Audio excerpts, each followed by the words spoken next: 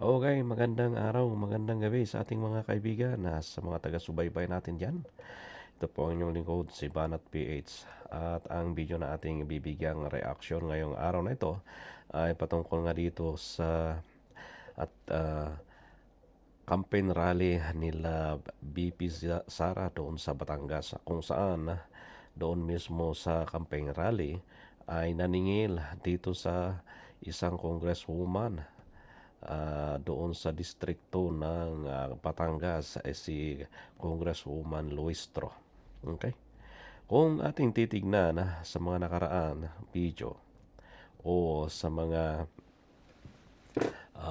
ganap na pag-iimbestiga dito sa kaso ni BP Sara, si Luistro ay isa sa nag-iimbestiga sa kanyang kaso ni BP Sara.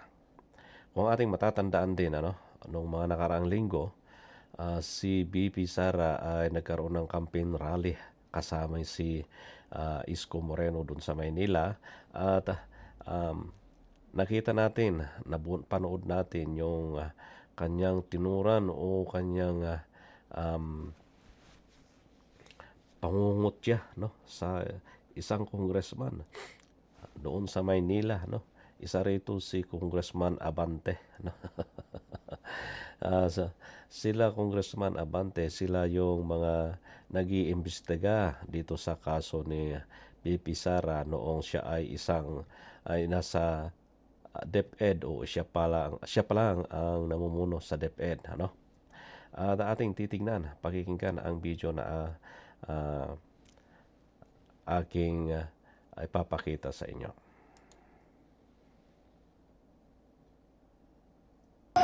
Kasi tayo, piling ng ating distrito. Di po ba, yung asawa ay may rape case? Lumapit siya sa asawa ko. Kaya nga, naghahanap buhay, alam nyo, naghahanap buhay talaga sa amin, yung asawa ko. Dahil naghahanap buhay, o sige, pagkatitan ito. Tapos na ang kaso, magbayad ka na ng 8 million. Ilang beses, siningil, ay hindi na, bayad. Okay, yun, Hindi na daw nagbayad. Hindi daw nagbayad si Congresswoman. At ito naman yung sagot ni Congresswoman dito sa sinasabing hindi pagbabayad ni sa kanya. Hindi niya pagbabayad dito kay asawa ni BP Sara, At ito ang kanyang video. Sa huli, nais ko lamang po magbigay ng mensahe kaugnay ng naging pahayag ng ating Vice Presidente kahapon sa sortie ng ating katugali. Mawalang galang po, hindi po buwaya ang Congresswoman ng Batangas 2nd District. Ang Congresswoman po ng Batangas 2nd District ay Congresswoman na nagtatrabaho sa tiwalang ibinigay ng taong bayan. Pangalawa po, ang Council of Record po ng aking asawa sa mga fabricated cases of rape na kanyang pinagkaanan ay si Attorney Nilo Divina ng Divina Law Office and my two good friends, Attorney Johnny Magboo and Attorney Bong Panganiban. Pangatlo, kung ako man po'y may pagkakautang, ako po'y nakikisuyo, sana po ako'y mapadalhan ng pleading or entry of appearance o kahit na po anong papel upang akin pong maunawaan ang naging partisipasyon ng inyong law office sa fabricated cases of rape na naging kaso ng aking asawa. Pasensya na po, pero hindi ko po ito maunawaan, pero rest assured po na kung may makikita akong papel na nagpapatotoo na naging bahagi po ang inyong law firm or law office sa mga kasong nabanggit, pagsisikapan ko po na bayaran ang sinasabi niyong utang. Hindi ko lang po maintindihan, siyam na milyon daw po yun.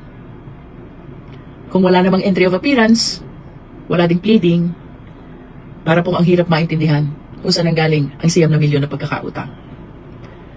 Ito pong aking pagsagot ay hindi po para sa aking sarili. Ako po'y sumasagot sa mga naging pahayag ng Vice Presidente kahapon dahil obligasyon ko po na alagaan ang dangal ng aking mga kababayan dito sa Batangas 2nd District. Okay. Yun nga yun, no, mga kaibigan. At maliwanag naman yung kanyang sinabi, no? Hindi niya maintindihan daw. Ngayon, ang ano rito, ang tanong ko lang dito, no? Bakit parang si BP Sara ay pinupuntahan lahat yung mga lugar ng mga congresswoman na nag-iimbestiga sa alleged na pagnanakaw, no?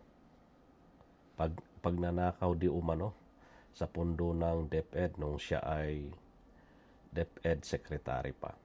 Okay? Sa Maynila, ngayon sa Batangas, mayroon pa yatang ibang lugar pero hindi siya pinapasok, no? Yun mga kaibigan. At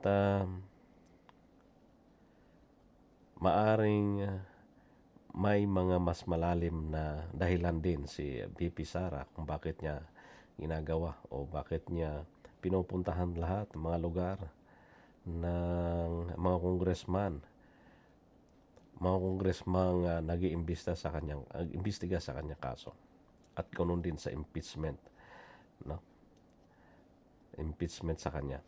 Okay, kayo na po bahala mga kaibigan kung sino sa tingin nyo ang tama. Doon ba sa paniningil? At ito para maunawaan natin kasi medyo yung asawa ni BP Sara, dito sabi niya dito sa video,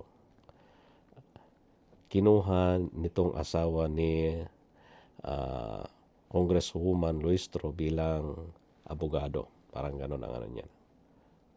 Ngayon, nung natapos na yung kaso, maningil na yung asawa ni BP Sara, sinisingil na nitong itong asawa ni Congresswoman ay hindi nagbayad.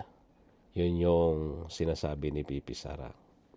Ngayon, hindi natin alam ang totoo kung may utang na talaga o ano.